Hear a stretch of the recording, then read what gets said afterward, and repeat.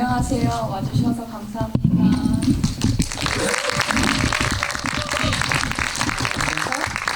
하겠습니다.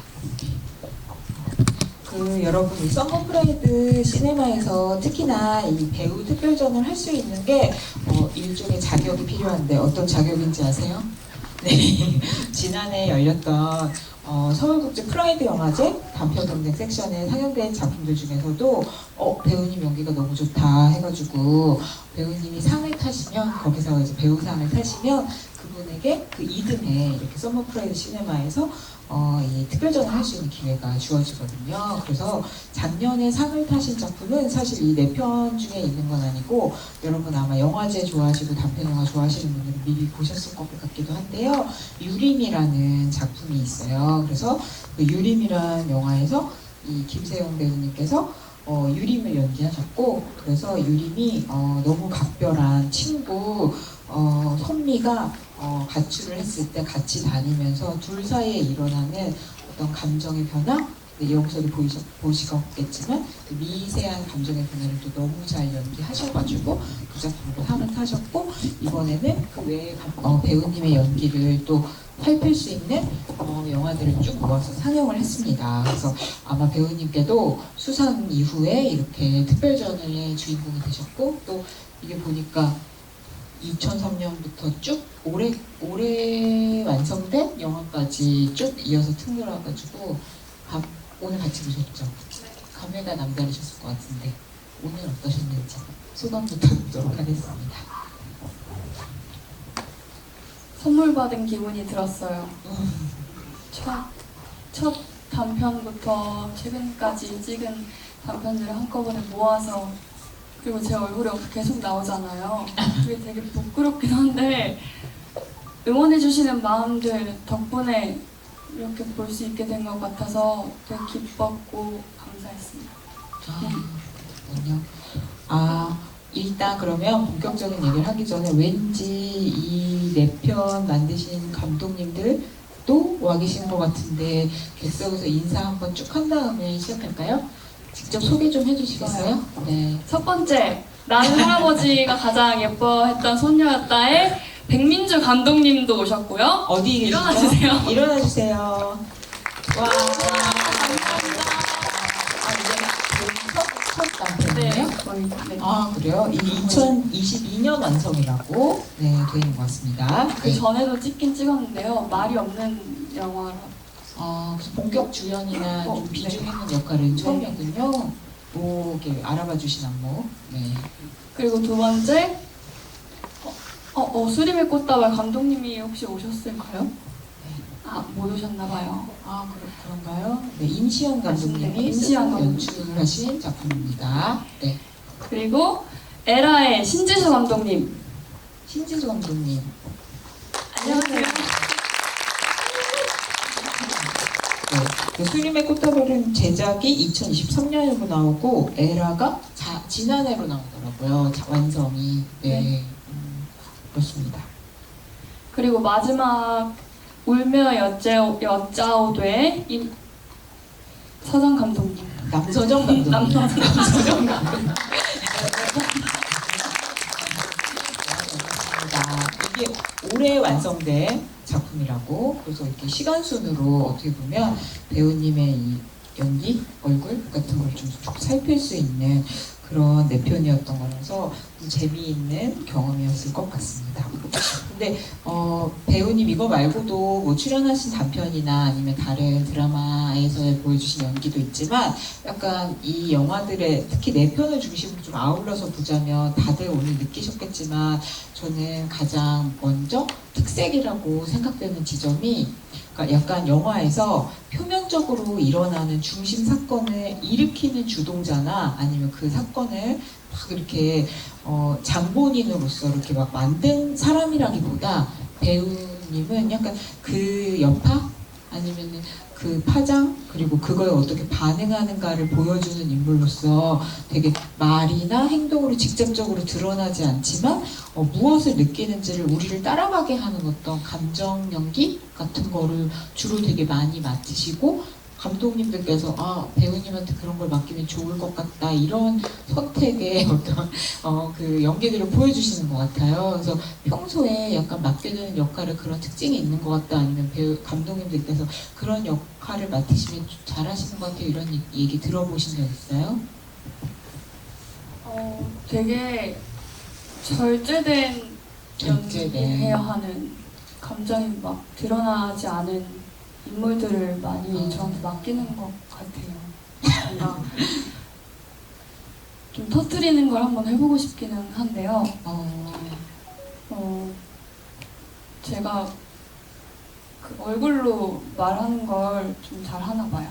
얼굴로 맡기는 것 같아요. 얼굴로 말한다는 건 어떤 겁니까? 어떤 기분입니까? 말을 입으로 이렇게 내뱉는 게 아니라 속에서 이야기하고 그거를 속으로 얘기하세요? 네.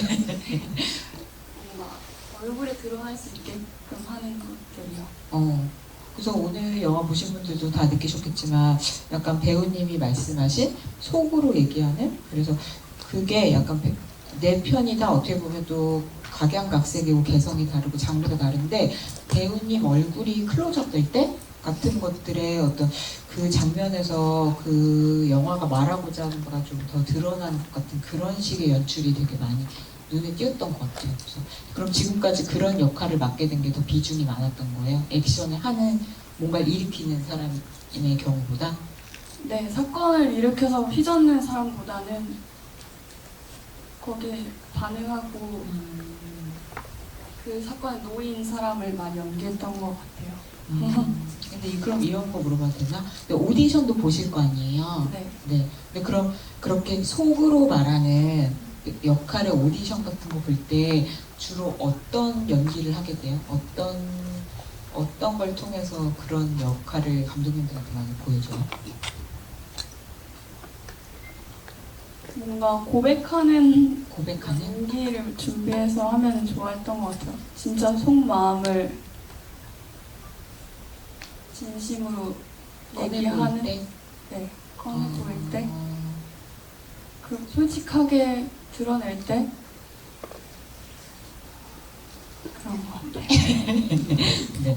근데 아마 다 느끼셨겠지만 저는 배우님 얼굴 클로즈업 장면 같은 거 볼 때 되게 재밌었고, 또 하나 이렇게 내 편을 또 쭉 보다 보니까 느낀 배우님의 특색이라고 할까 하는 게 하나 있었는데, 지금도 느껴지는데, 배우님이 대사를 하는 스타일, 네. 말투 같은 게 되게 자연스럽고, 그리고 근데 그게 이렇게 막 꾸며지지 않은 느낌이 있고, 특히나 되게 이렇게 중요한 대사를 뱉어야 되는 그런 순간들이 있잖아요. 근데 그럴 때 되게 저게 누가 써준 구어체의 어떤 문장을 읽는다 이런 느낌이라기보다 되게 입말에 다듬어지지 않은 매력 같은 것들이 나오는 것 같아요. 그런 얘기 혹시 들어보셨습니까? 아니요, 처음 들어봐요. 그런가요? 근데 약간 느끼셨을 것 같은데, 그래서 좀 이렇게 대화 같은 게 살아있는 것 같다? 근데 그게 이제 그 배우님만의 좀 이렇게 속으로 얘기하는 감정 표현 같은 거랑 좀 묻어있는 거 아닌가, 그런 생각이 좀 들었어요. 그게 되게 매력적으로 다가오는 것 같아요. 네. 저의 감상이었습니다. 감사합니다. 네.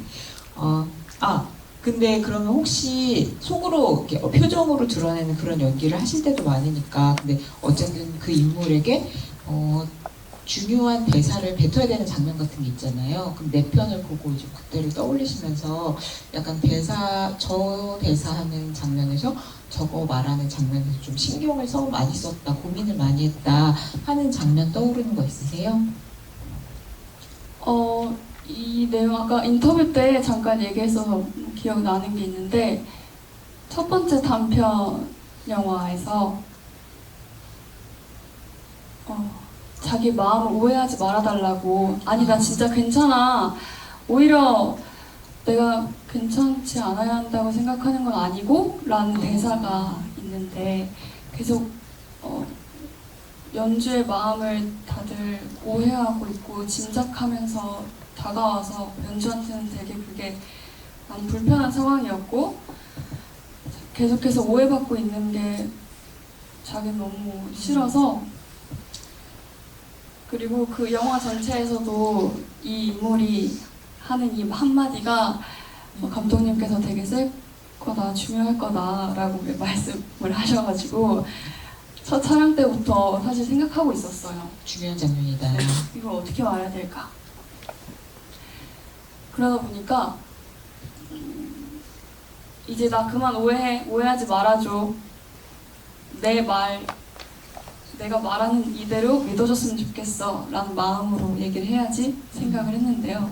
그러다 보니까 너무 열심히 말을 하게 된 것 같은 거예요. 힘을 줘서 네, 열심히 이 대사를 말한다. 열심히 말한다. 열심히 이 대사를 읽는 것처럼 말을 한다. 그래서 좀 그 열심히 말을 해야 된다는 게 좀 아쉽게 느껴지기도 했어요. 이 완성본에 있는 거에서 네. 조금 열심히만 말한 것 같아서. 근데 뭔가 저는 오늘 처음 뵙지만 말씀하는 걸 들으니까 약간 언어로 느끼고 사고하고 연기하시는 스타일이 아니고 그 비언어적인 감각으로 뭔가 하시는 스타일인 것 같아요. 그런가 봐요. 네, 그때 막 엄청 계산하고 하지 않아서 네, 그랬습니다. 약간 배우님의 그런 특징이 있거나 이런 게 약간 퍼즐이 살짝씩 맞춰지는 것 같기도 하고. 근데 워낙 그 배우님이 보여주는 그 캐릭터가 안에서 느끼는 속으로 말하는 감정의 결을 따라가게 만드는 내 편이다 보니까 약간 우리가 그 인물에 엎혀서 이렇게 영화를 보는 느낌인데 각 내 편마다 그러면은 배우님은 그 미묘한 감정 연결을 어떻게 느끼고 연기하셨는지 하나씩 톱파봐도 좋을 것 같습니다.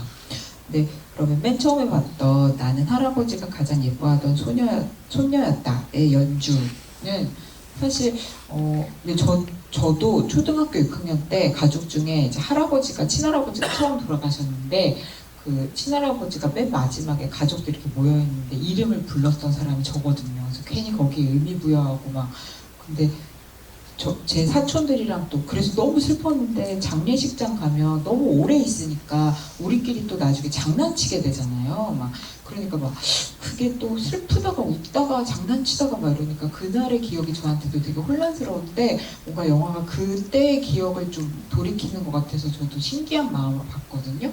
근데 그 연주도 보면 되게 다양한 게 느껴지는 것 같아요. 그러니까 약간 처음 가족 중에 할아버지가 돌아가셨으니까 그게 뭔지 그 부재를 당장 느끼지 못한 어떤 당황스러움, 당혹감, 실감하지 못하는 마음 같은 것도 있고 그리고 투병하실 때 좀 약간 어색해서 좀 너무 더 잘 못해드렸던 거에 대한 좀 미안함 같은 것도 있고 죽음이라는 게 이렇게 어른들이 말하는 어떤 절차나 막 이제 이런 걸로 소화되는 거에 대한 거부감 같은 것도 좀 있고 그리고 막 이렇게 어른들이 자꾸 슬프지 막 너 사랑하지 할아버지 이런 강요하는 데 대한 반감도 있는 것 같고 그래서 우리가 보기에도 되게 혼란을 느끼는 것 같은데 그 마음을 좀 어떻게 헤아리면서 연기하셨어요?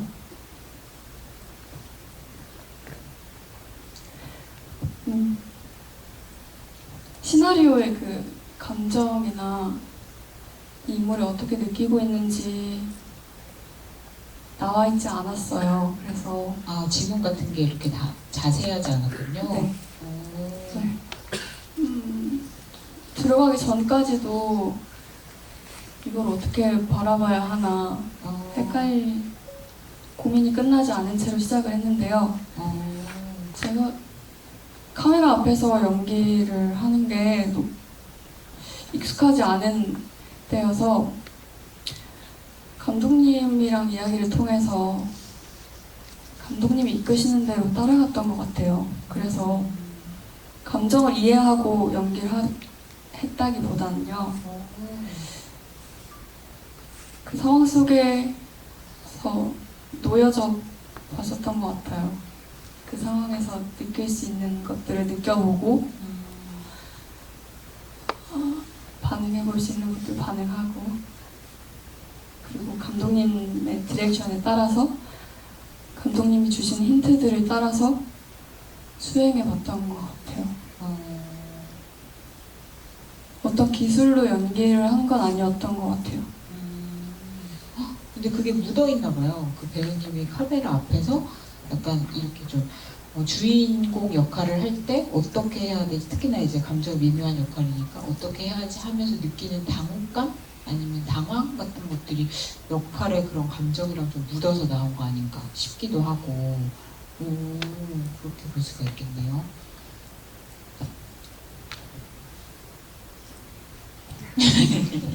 네.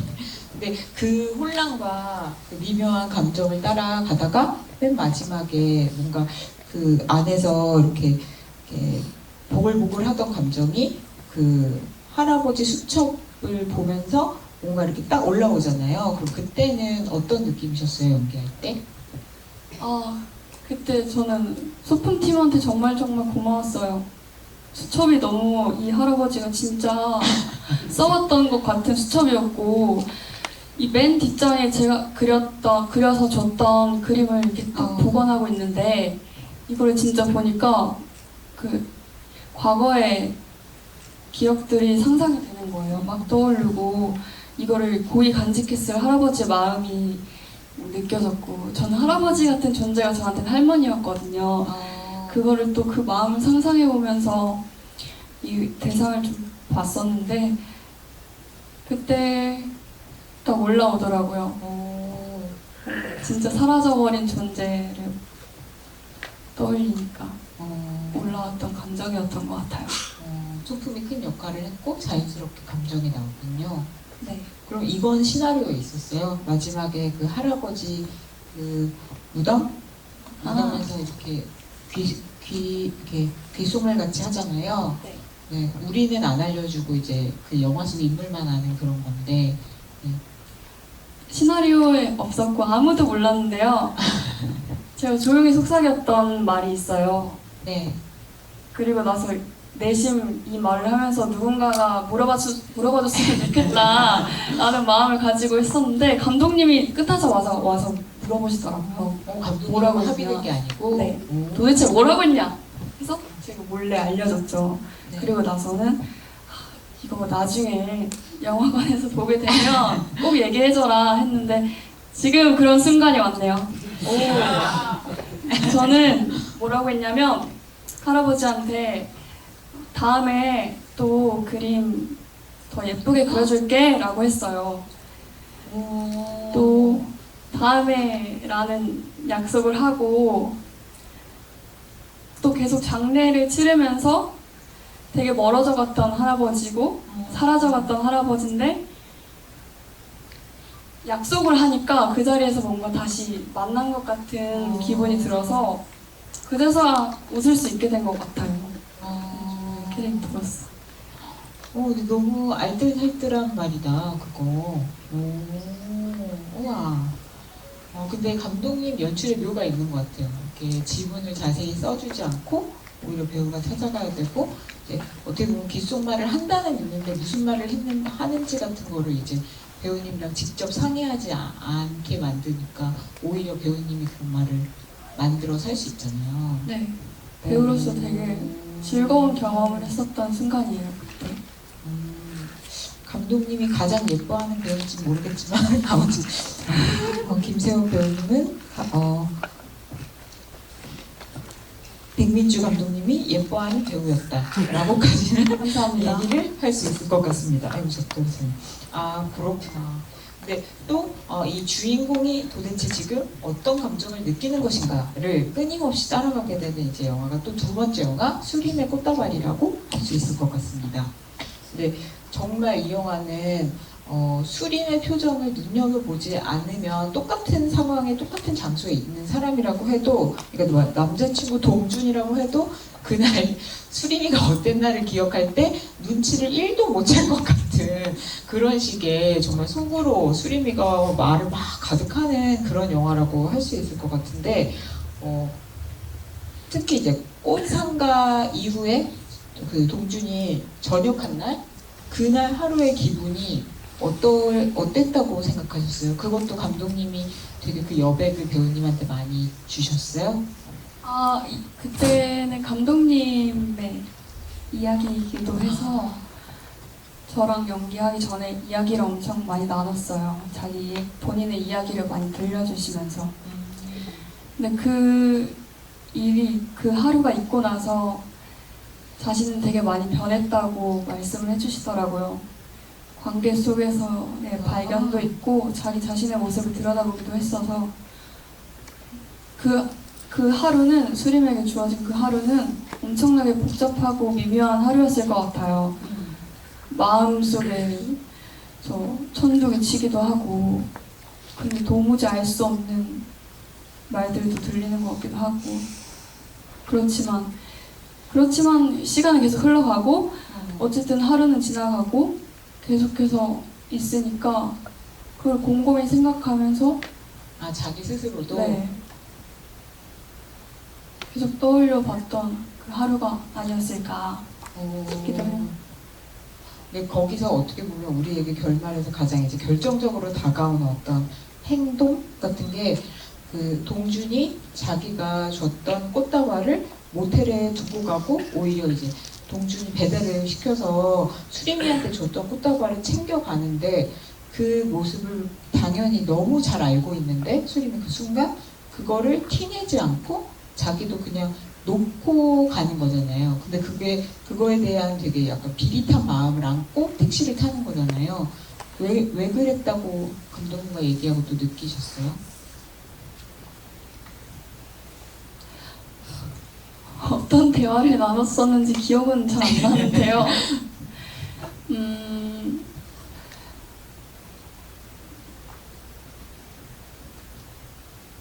그 저의 꽃을 보고 그 방을 나가는 그 마음은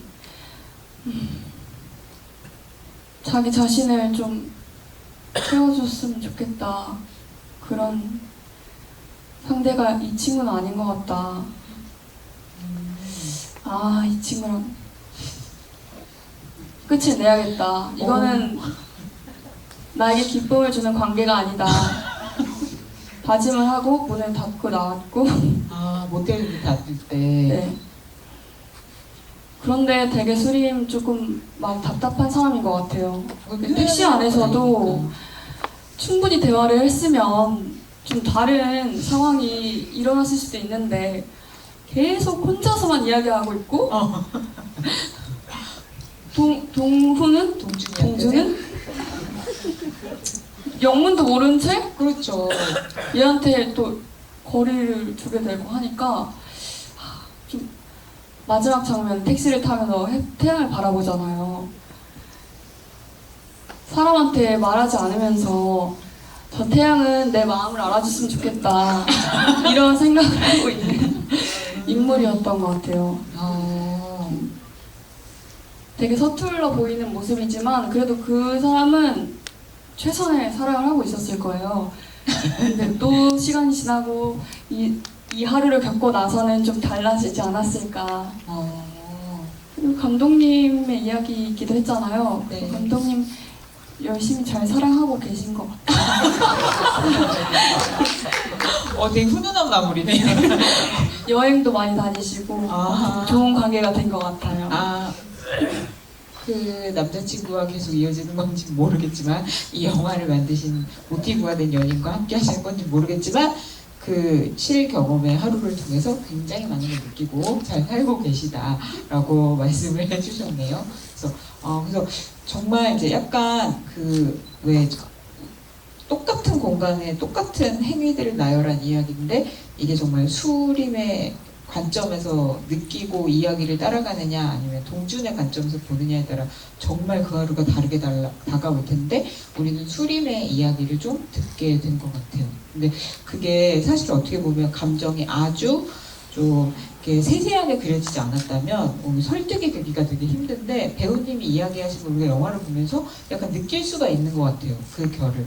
되게 동준이도 겉으로는 되게 자꾸 의향을 물어보고 잘 해주는 것 같지만 뭔가 이 사람의 진짜 진심 같은 거를 파악하려고 노력하는 건지는 잘 모르겠는 근데 그 안에서 수림이도 약간 답답하지만 뭔가를 되게 많이 느끼고 있는 것 같은 그런 느낌이 들어서 되게 재밌는 영화라고 생각했습니다. 그리고 되게 배우님의 장기가 거기에 유독 잘 발휘가 된 그런 영화라고 생각했고요. 그리고 그런 면에서 보자면 이제 에라라는 영화는 또 영화가 좀 발랄하잖아요.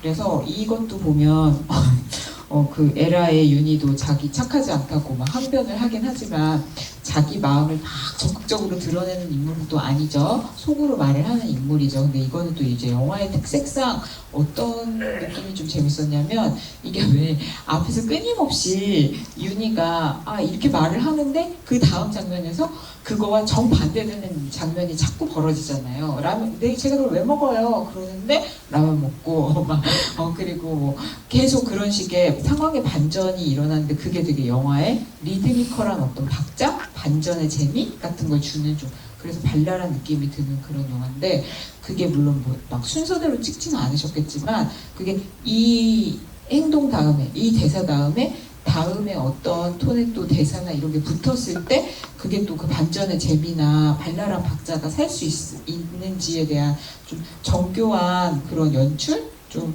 그런 이렇게 충돌의 재미 같은 걸 좀 정교하게 맞추신 것 같다는 느낌이 많이 들었거든요. 근데 연기할 때도 그러면 순간에 충실한 것뿐만 아니라 그런 되게 박자감 같은 거를 좀 고민을 하면서 감독님이랑 같이 좀 일종의 안배? 계산 같은 걸 좀 하면서 연기하셨어요?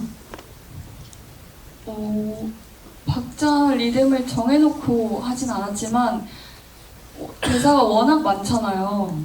그래서 일정한 톤을 일부러 좀 저도 그렇고 우경 배우도 그렇고 좀 피하려고 했던 것 같아요. 너무 이렇게 일정한 톤? 네. 재미없는 톤? 네. 왔다 갔다 이게 아니라 정박만 하는 거 말고? 네.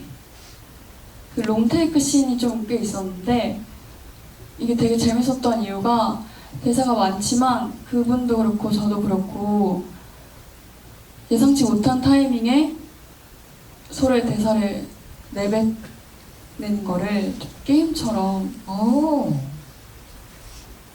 즐기면서 연기했던 것 같아요. 근데 그거는 결국 이제 감독님께서 이렇게 다 잘라서 감독님이 보시기에 괜찮은 리듬으로 편집을 하신 것 같아요. 그래서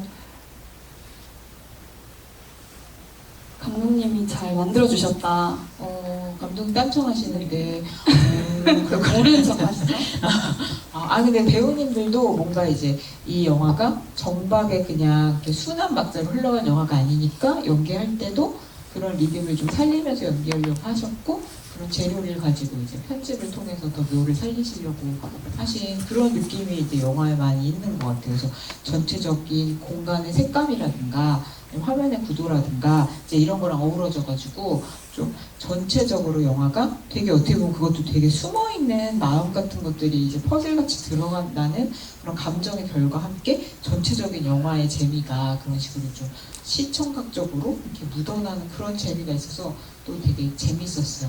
근데 아까 살짝 수림의 꽃다발에서 수림이가 살짝 답답한 것 같다고는 말씀하셨지만 그렇다면 여기 에라의 윤희는 김세원 배우님이 보기에 착한 것 같아요? 착한 사람이라고 생각하세요? 조금 현명하지 못했다. 네. 현명하지 못했다. 객관적 판단은 잘 내리신다. 캐릭터에 대해서. 그렇지만 자기의 감정에는 계산하지 않고 이끌려다녔던 것 같다. 사실 현수한테 조금이라도 감정이 남아있지 않았었더라면 그치. 금방 나올 수 있었을 상황인데 끌려 들어가는 거지 네. 자꾸. 그리고 현수도 너무 사람을 가지고 노는 능력이 조금 저는 현수가 요망하다고 생각해요. 물론 자기는 선을 넘지는 않지만 그 자기가 DNA에 갖고 있는 요망함 때문에 자꾸 어딜 가나 문제를 일으키는 거 아닌가 그런 생각을 했습니다.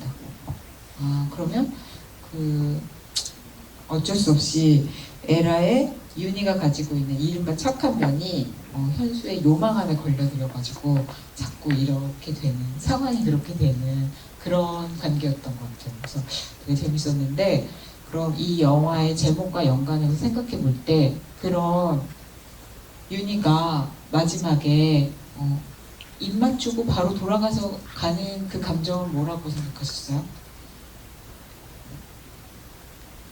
에라 모르겠다. 그런데 처음으로 근데 영화 너무 재밌게 잘 보다가 나중에 보고 나니까 좀 지서가 되게 특이한 포지션에 있다는 생각이 들더라고요. 보면 사실 동생이 없어진 거잖아요. 구혜준이라는 이제 동생이 없어졌는데 어떻게 보면 이게 일종의 이제 찾아가는 거니까 계속 탐문하고 막 찾아가고 하면 일종의 그 추리극에서 탐정 역할을 하는 건데 또 그러면 이제 자기가 동생을 얼마나 몰랐는지 이제 동생의 어떤 면모를 찾아가는 느낌이 들면서도 또 한편으로는 다른 어른들한테 그 사라져 있는 동생을 대변하는 동생의 입장을 설명해주는 그리고 사실은 약간 동생한테 무슨 일이 있었는지 어렴풋이 알고 있는 그런 사람이더라고요. 그 되게 특이하다는 생각이 들었어요. 그 지서가 가지고 있는 그 역할의 입장 자체가 되게 재밌는 역할이었던 것 같아요. 어떻게 생각하고 얘기하셨어요? 저도 동생을 찾아다니면서 이렇게까지 몰랐는데 어떻게 죄책감 같은 것도 사실 드러나지 않고 아니 동생을 본인도 잘 모르고 잘 못 챙겼으면서 왜 이렇게 열심히 찾지? 그 의문이 계속 있었어요. 끝날 때까지도 사실은. 그렇지만 그 상황 속에서 이 인물이 할 수 있는 건 동생을 찾을 수 있는 내가 지금 여기서 할 수 있는 뭐 PC방을 찾아간다든지 학교 선생님 찾아간다든지 이런 행동들을 충실히 하는 수밖에 없더라고요. 열심히 뛰어다녔죠. 네. 그래서 뭔가 동생을 알아가는 인물이죠. 동생의 대변자 같은 인물이라서 되게 특이하다고 생각했고 그리고 이런 식의 아들이 이제 딱 없어지면 보통 가족극 같은 경우는 부모님이나 어른들이 찾아다니면서 이제 몰랐던 걸 알아가는 느낌이 들 것 같은데 누나한테 딱 그걸 줬다는 게 이 영화만의 뭔가 재미? 뭐 색깔 같은 걸 만드는 것 같아서 그게 되게 귀여웠습니다. 네. 그래서 비교적 그래도 최근에 찍으신 거니까 그죠? 네. 작년에 완성은 오래됐고 그래서 배우님의 어떤 이런 연대기 같은 거를 좀 보는 느낌이 들었어요. 근데 이건 좀 되게 가볍고 사소한 질문인데 배우님 오늘도 머리를 묶고 계시지만 저희가 이 네 편만 봐서 그런가 긴 머리신데 왜 이렇게 다 머리를 이렇게 하나로 묶고 계시는 그런 캐릭터를 그게 다 감독님들이랑 합의하신 건가? 연기할 때 주로 그냥 그렇게 하게 되세요? 유림도 그렇잖아요. 제가 평상시에 머리 스타일을 많이 바꾸지 않는데 감독님들이 제 머리 스타일을 많이 건드시진 않더라고요. 이게 괜찮나 봐요. 얼굴도 잘 보이고 깔끔해서 그런 걸 수도 있어요. 그렇군요. 근데 뭔가 뭐 영화 속에서 우연이라도 아침에 일어나서 머리를 묶는 장면이라도 풀고 있다 묶는 장면이라든가 아니면 이제 이게 나올 법도 한데 되게 신기하다는 생각이 들었어요. 영화 내내. 그러네요. 생각 안 해보셨어요? 네. 머리 그러네. 다 똑같네요. 양날래를 따는다든가 뭔가 약간 캐릭터에 따라서 그게 되게 달라질 수도 있는데 뭔가 배우님만의 시그니처 룩 같은 건가 아니면 근데 그런 생각도 들었어요. 이제 워낙 그 배우님이 특히나 이제 이 네 편을 통해서 우리가 배우님의 가장 느껴지는 기본적으로 느낄 수 있는 특징 같은 게 배우님 좀 꾸밈 없이 자연스럽게 어떻게 감정을 드러내는 역할 같은 걸 자주 하시다 보니까 예를 들면 뭔가 이렇게 꾸몄다거나 특이해 보인다거나 색달라 보이는 그런 모습보다는 가장 자연스럽고 일상적인 것 같은 얼굴에서 이제 그런 걸 보고 싶어 하시는 것 같아요. 그래가지고 그런 느낌의 외모를 더 보여주고자 하시는 그런 연출의 마음이 있으셨던 것도 같고 그래서 그런 거 아닌가 좀 재밌는 공통점이라서 제가 여쭤봤습니다. 네, 그럼 이 질문을 드리지 않을 수 없는데 뭐 지금까지 이거 말고도 다양한 영화 찍어 오셨고 또 드라마에도 나오시고 하셨는데 처음에 연기를 하고 싶다라고 생각했던 어떤 순간이나 계기 같은 거 어떻게 있어요? 제가 초등학교 때인데요.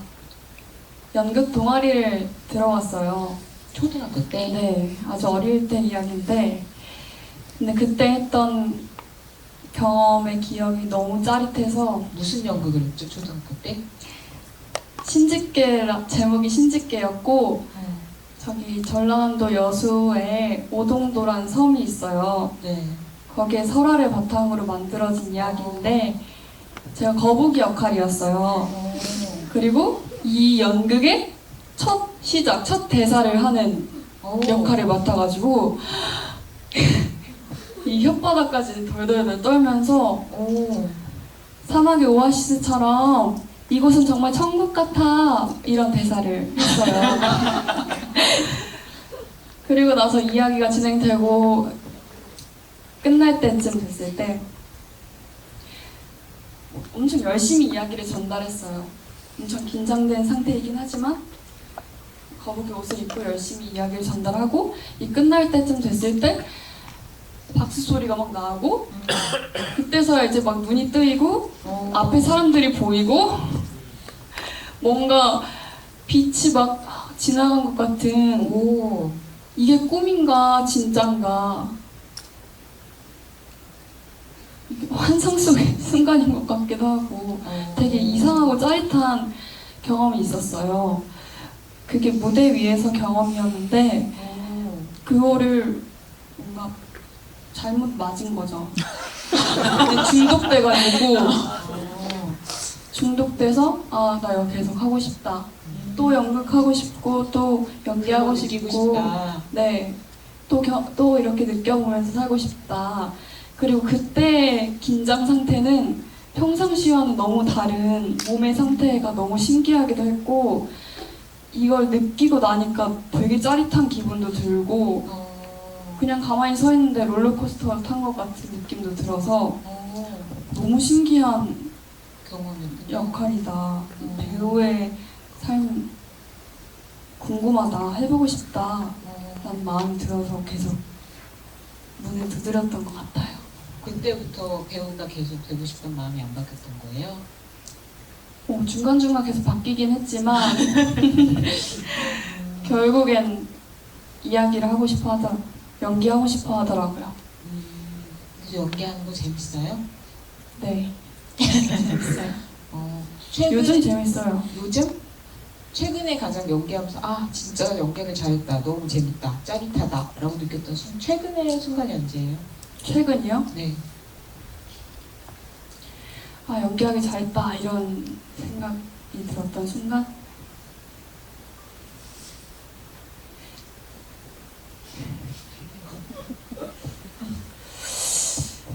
분명히 있거든요? 있으니까 계속 하고 믿습니다. 있을 거예요. 다음에 말씀해 드릴게요. 다음에 말해 드릴게요. 알겠습니다. 네. 사실 시간이 금방 가가지고 객석 질문을 빨리 받아보려고 하는데 오늘 영화 보신 소감이라든지 아니면 우리 배우님께 직접 물어보고 싶은 거 있으시면 손 들어주시면 마이크 드리도록 하겠습니다. 네, 맨 앞에 계신 분께 이렇게 마이크 이렇게 뒤에서 오네요.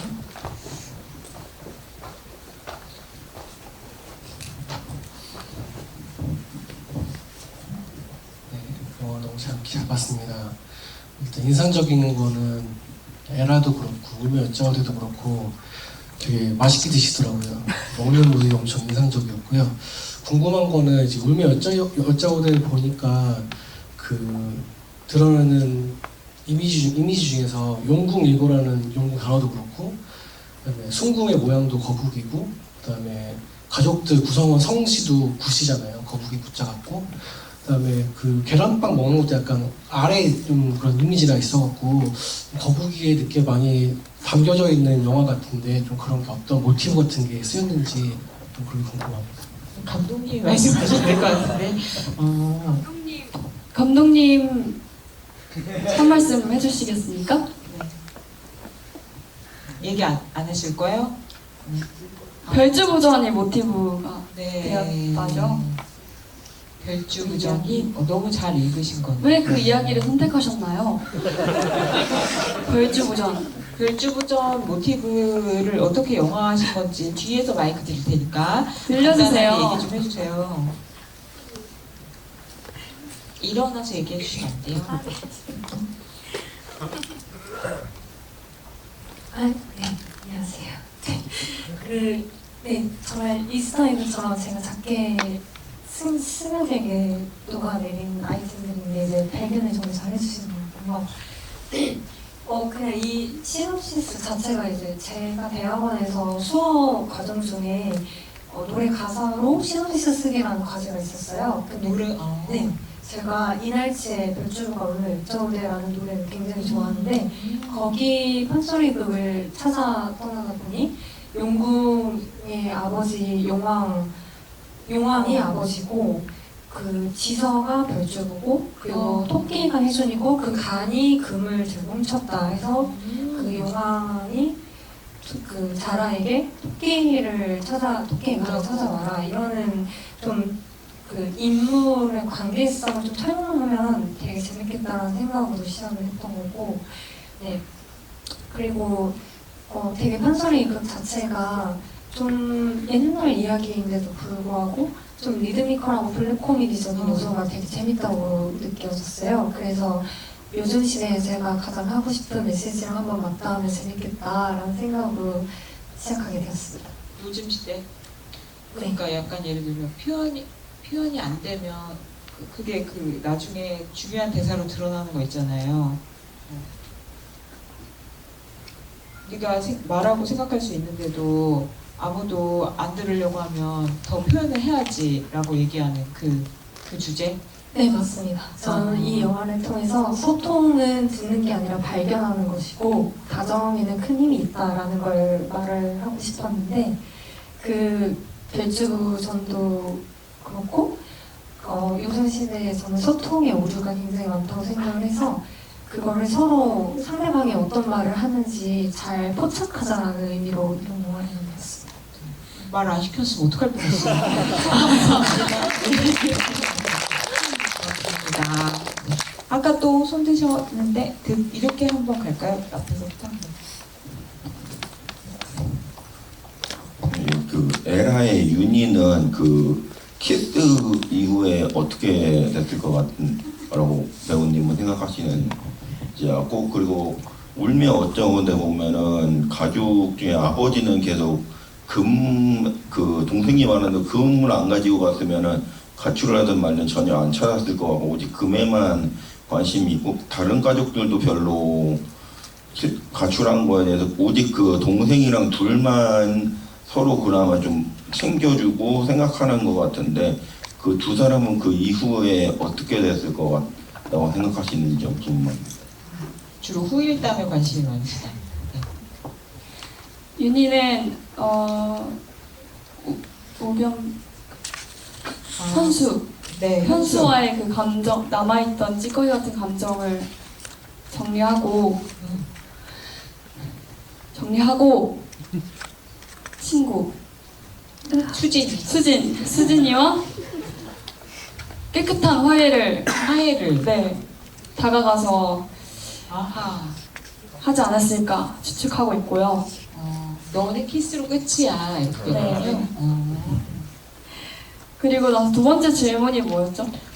그 다른 가족들은 사실 이 가출극에 별로 관심이 없고 동생하고 누나만 되게 각별한 것 같은데 둘이 좀 서로 둘만 서로 좀 신경 쓰고 신경 이상하다는 느낌이 어. 두 사람은 이후에 가족 관계. 둘이 혜준이랑 지서가 나이 차이가 제일 안 나기도 하고 왜냐면 위에 언니 오빠들은 나이가 좀 있고 좀 늦둥이인 편이었단 말이에요. 그래서 더 친구같이 더 비교적 사이가 좋았던 것처럼 보일 수도 있는데 저는 이 사건이 있고 나서 작지만 큰 변화가 일어났을 거라 생각해요. 가족들한테. 식사 자리에서 조금 더 한두 마디라도 더 대화를 나누게 될 것 같고 그게 나중에 시간이 지났을 때는 이 가족 전체에 음. 생기는 온기가 또 올라갔을 것 같고 그렇게 생각해요. 그리고 뭔가 아버지도 이렇게 둘이 추격하다가 뒤에 아버지도 이제 따라왔다는 게 보인다는 거는 사실 아버지가 되게 가부장적이라서 우리 아들 걱정 마 이렇게는 안 하시지만 어쨌든 이 둘의 동태를 파악하고 따라오고 계셨다. 이제 이런 거를 또 좀 보여주는 그런 장면이기도 한 것 같아요. 네. 또 아까 손 드신 분 예, 앞에서 세 번째 줄 드리고 뒤에 드리도록 하겠습니다. 아, 네, 안녕하세요. 김소영 배우님 내편 그 영화 너무 잘 봤고요. 아까 말씀하실 때 이제 앞으로 뭐 어떤 연기를 하실 때 이제 뭔가 절제하는 캐릭터보다는 좀 터트리는 역할을 좀 해보고 싶다고 말씀을 주셨는데 혹시 그러면은 앞으로 어떤 도전해보고 싶은 뭐 영화 스타일이라든지 아니면 뭐 어떤 캐릭터 같은 게 있으실지 좀 그런 거 여쭤보고 싶습니다. 제가 쑥스럽지만 저도 독립영화 준비하고 있는 감독인데 뭔가 다음에 시나리오 드리게 될 때 참고해보고 싶어서 한번 미리 좀 여쭤보겠습니다. 오, 맞춤형으로 해주시고요. 네. 좀 염두에 두고 있다고 말씀드리고 싶습니다. 성함 아, 반유진입니다. 반유진 감독님 여자가 약속하셨어요. 네. 네, 알겠습니다. 저는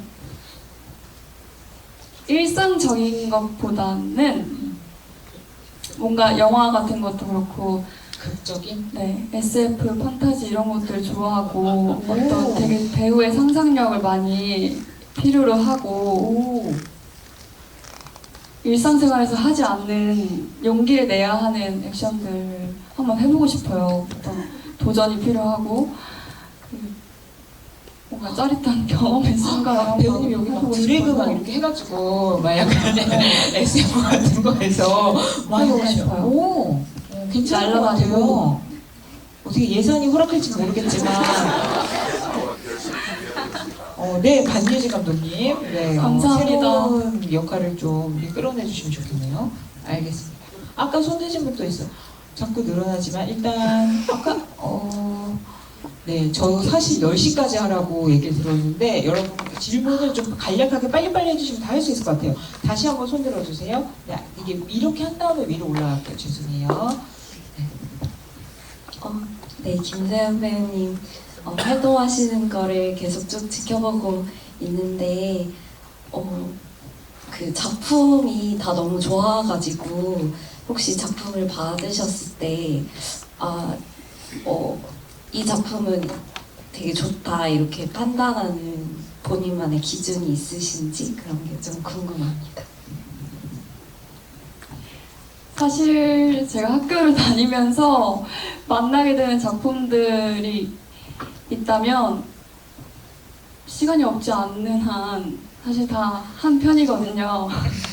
다 그렇지만 제가 좀 더 마음을 가지고 좋아했던 작품들은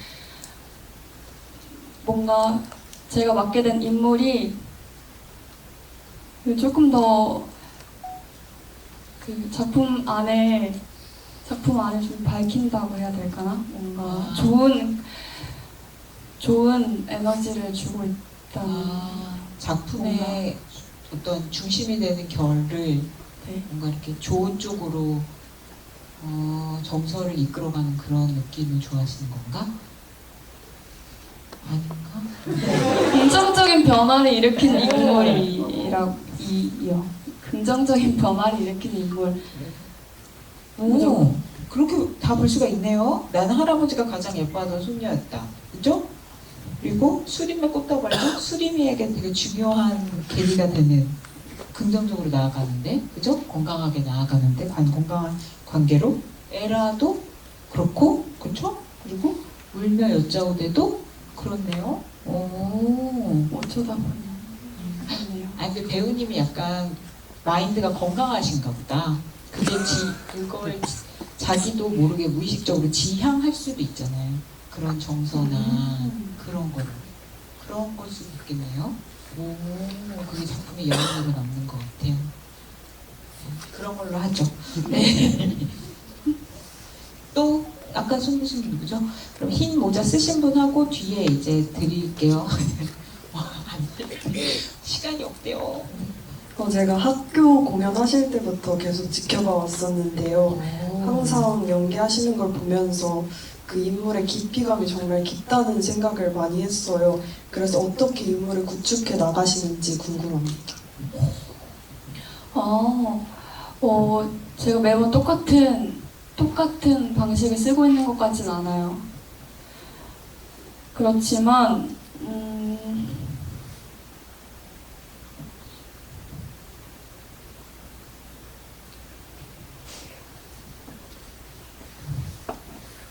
시간이 없죠. 아니요. 들어볼 거예요.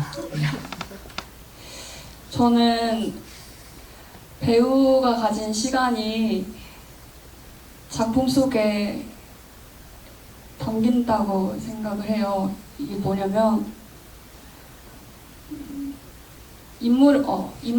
제가 맡은 인물들을 생각하고 그 이미지들을 찾고 고민했던 시간들이 쌓이면 그 고민에서 그 고민 속에서 발현되는 게 있는 것 같아요.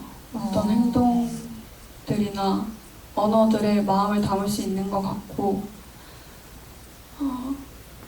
근데 요즘 제가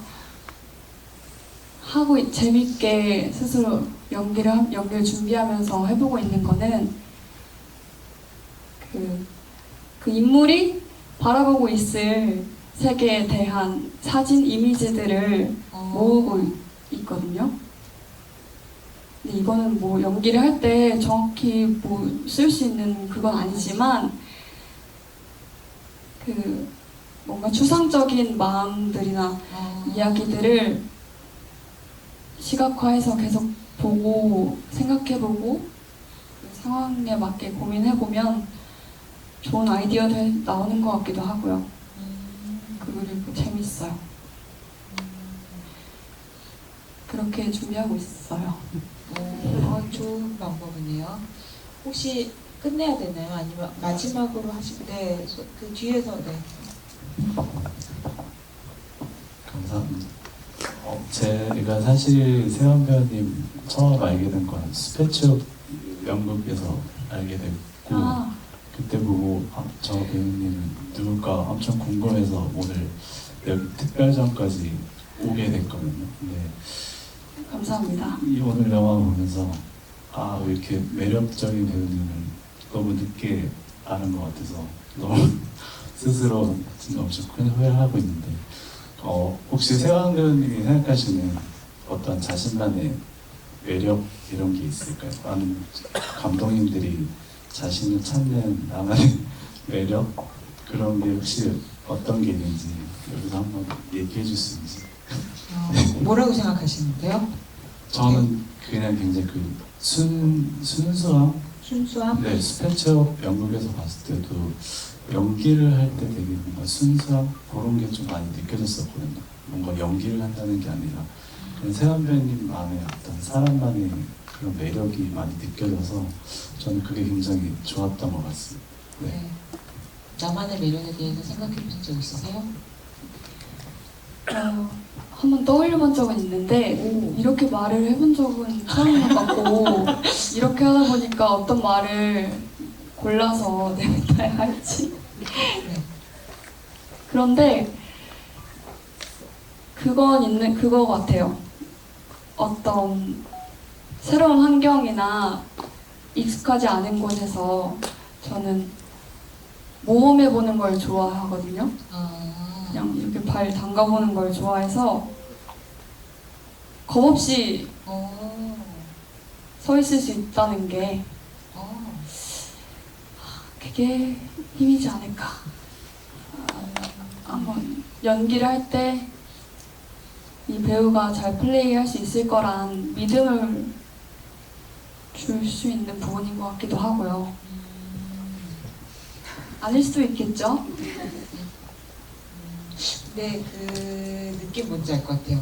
꾸밈없음, 순수함, 그리고 어떤 새로운 시공간에 이렇게 어색함을 느끼지 않는 모습 같은 것들 어떻게 보면 이게 통하는 면모일 수도 있겠다는 게 배우님 작품이나 오늘 또 영화를 봤을 때 그게 하나로 통한다는 느낌이 드는 것 같아요. 네. 오늘 안 그래도 물론 지금 더 앞으로 뻗어나갔을 거고 이제 더 시작하는 의미의 배우님이지만 이미 배우님의 어떤 순간들을 보고 좋아하고 막 찾아서 오신 분들도 많다는 것만 봐도 배우님의 이 자리가 엄청 뜻깊었다는 거 알 수 있는 것 같은데 오늘 시간이 안타깝지만 여기서 마무리를 해야 되니까 배우님 함께 하신 소감 오늘 어떠셨는지 마지막 인사 듣고 마무리하도록 하겠습니다. 정말 특별한 순간인 것 같고 이 자리에 함께 해주셔서 너무너무 감사하고요. 응원해주신 마음 잘 받겠습니다. 너무 감사합니다.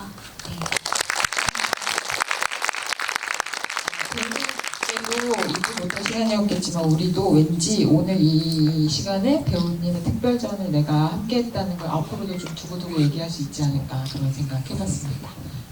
이 무더운 여름날 토요일 저녁까지 저희와 함께 해주셔서 너무너무 감사하고요. 배우님의 행보도 다 같이 우리 기대하는 걸로 하겠습니다. 같이 인사하고 끝낼까요? 네. 하나, 둘, 셋. 감사합니다.